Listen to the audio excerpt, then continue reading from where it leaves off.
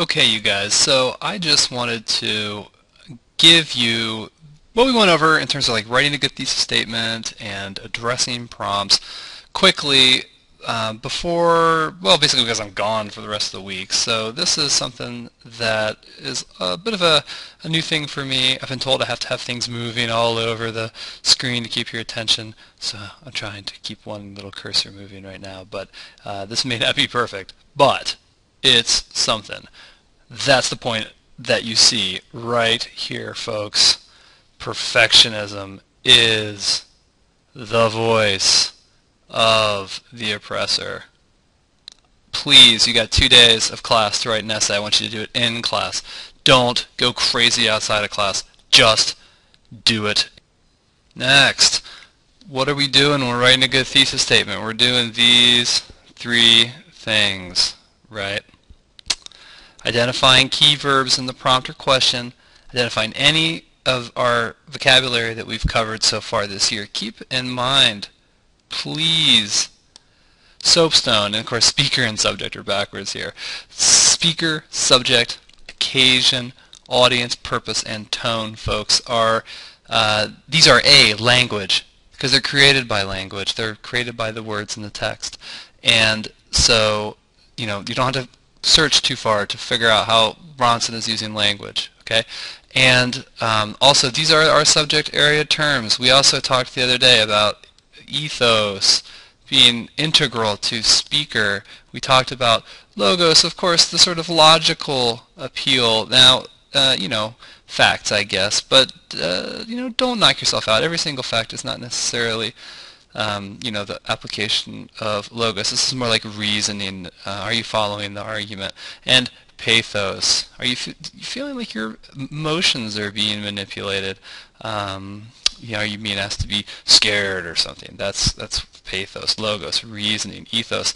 Ethical appeals to your ethics, but really, at the end of the day, do we trust the speaker? That's one of the things we're looking at there. So that's our vocabulary that we've learned so far. And, anything else, like diction or whatnot might work. And then is there that question to be answered? Well, here there clearly is. So first, key verbs in green. Not every verb, the key verbs, descriptive verbs. Then we want to take those and use those as keywords in our own writing. Okay? You put them into your thesis and use them as you write. It's a good list. It's a good place to start. Next, identify these terms. We talked about this idea of language being a construct. It is. If that isn't really making sense to you, if you cannot plug into that, ignore it for now. And let's focus on the cultural context, the subject, the audience, and of course, because we're talking about Ronson using language, we should be thinking about speaker. Okay? How can we describe speaker? How can we show that our description makes sense based on text? And what's the meaning of that? What's the effect? Okay. Next, here there is a question, right? How has Ronson used language to explore the subject of psychopathy and expose audience preconceptions about psychopathy and people in general?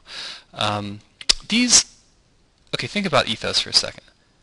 If we trust the speaker, if we feel like we relate to the speaker, then perhaps we share preconceptions with the speaker. That is a persuasive tactic. So keep that in mind here too, okay?